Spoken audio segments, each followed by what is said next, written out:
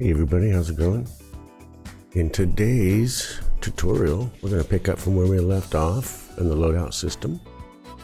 Today we'll be working on fonts and icons.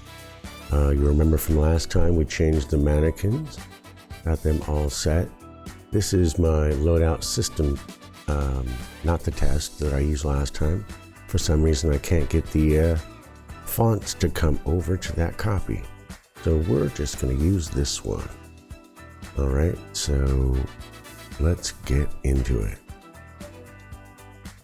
First thing you're going to want to do is get a font, right? So we have incorporated the Monkey Coin Rum Raisin regular font that we've got from the slot machine that we showed in our last video. Okay, so the first thing we're going to do is go into the loadout, go to our UI, and you'll see we have all of these widgets. Start with the first one. You notice that here on the side, they're all going to be boxes like this for now. There's border, vertical box, text box, overlay. Let's get a little more room here. So you'll see that there are all these different text boxes. So hit Control and click on just the text box, not the images, right? And then all the text. You'll know if you did it wrong if you don't see this font over here. Okay, so we've clicked on all of the font spot. Click over here. And we click on font. Now the other font is a picture, so we can't use that one. So now all the fonts in here have been changed. Hit compile, save, and rinse and repeat for every single text box on every individual different. There we are. All right, so you guys can pause the video here and go about clicking each one of these, as you see, opening them up, finding your XP, finding your all. You could open every one of these to find where it says text block, like that. Go like boom, boom, shakalaka, boom. Okay, so I'm going to pause the video and I'm going to finish all these up. Then we'll come back.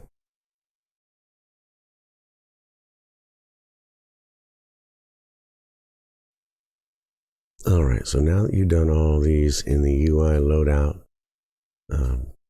widgets, we go to menu, and in menu, there's UI, and we've got to do all these also. All right, so go ahead, pause it again, and go to that section, and let's do it.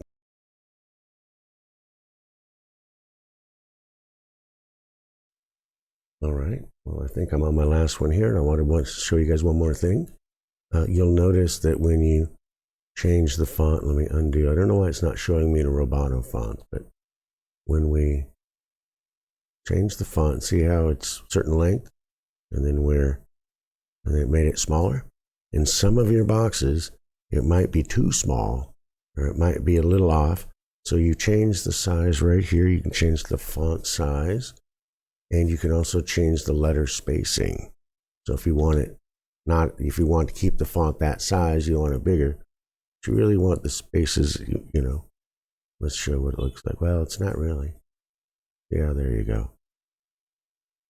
Right, so you can adjust the spacing of the letters, and you can adjust the font size right here. And then of course your typeface. Sometimes it'll be bold or outlined, italics, all that. Okay, so I think we have got through all of our menu stuff. Let's take a look and see if maybe there's someone here, right? No, of course there's not in the strut, not in the blueprint. Okay, characters, why would it be there? This is our fonts, but that's ours. That just shows where we're putting the font. So we looked in the menu, We looked in there. We did all these. We went to the UI. We did all those. In unnecessary, let's see what maybe doesn't seem like we have any UI in these. Right, so we're okay with that. All right, now let's take a gander what it looks like, guys. You can see that all of our fonts are different right here. See, now you see that it's a little smaller, right? So now now once you go through, you can say, oh, that doesn't look the right size. And that's one of the reasons I like to work with the fonts and icons at the beginning of the creation of the game, is so that you can see where you missed maybe one. And then when you add something, you can then change the font immediately and not think, oh, wait, I got to change all my fonts now. And I added all these things and maybe they're in different spots. Oh, you don't want to do that. All right, so let's hit delete all. Let's hit play it. And we'll see that we've got all of our logos looking good. Multiplayer is still not the right one. Combat record. These seem to all be set. You notice now that it's sitting down a little lower here, right? So we're gonna have to go in and adjust some spacer bars, right? I'm sure there's a spacer right in here we could take out. Maybe some of the padding in between these, or maybe just inch up the background so it goes down over it. But when you start doing that and resizing that, you get into trouble. It's probably best just to kind of scooch it up and get it to sit. But they all look kind of, well, I guess if we bring it up, maybe I'm wrong. Oh, see, yeah. Oh, well, maybe I am wrong. Oh, maybe I'm wrong. Oh, let's see. Oh.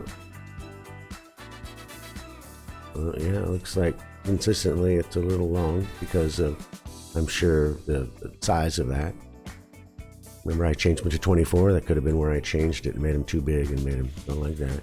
All right, so those are all looking good.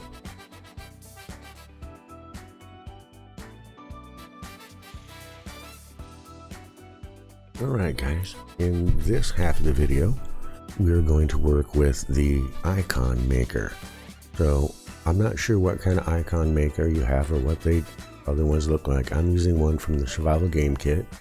I've migrated it over, and it's got its maps, materials, textures, blueprints. What does it have in here? Okay, so it's got the icon maker blueprint, right? So it's got all it needs. What you really have to do is go to the map folder, icon maker map, open the icon maker map, and you'll notice it looks like that. Now we've made one already, and that's our gun.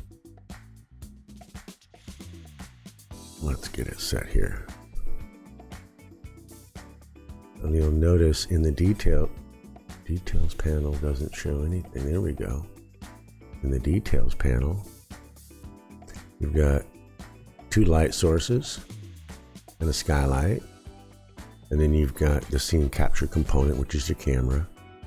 And then your skeletal mesh and a static mesh. And this is where you change out right here. You see we've got our pistol in there, and that's what we've used. So now, the other thing that's important about this is it doesn't matter in the image if you go like this. Okay, you really have to resize it in order to change the shape in the image. And then if you want to move it this way or rotate it, you know, you can do that. You can do that. You can turn those off so it'll be nice and easy for you.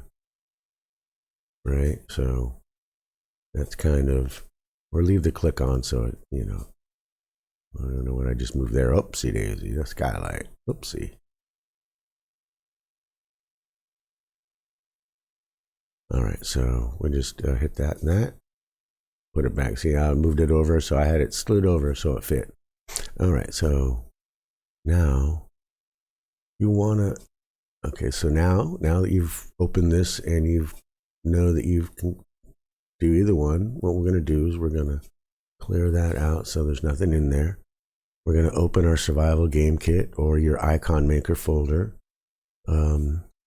Go to your textures folder, and here's your different textures. Don't worry about those. Go to icon render, And you'll notice you have a render maker and a maker render. A maker preview and a render. All right, and here's our first icon that we've made. Now what we want to do is add a mesh into over here. So with this open here, you kind of want to open a window for it. Open the icon render, right? You kind of want to open them both inside of each other, have them side by side off to the second screen or wherever it is that you can play with it. All right, we'll just leave it over here for a second.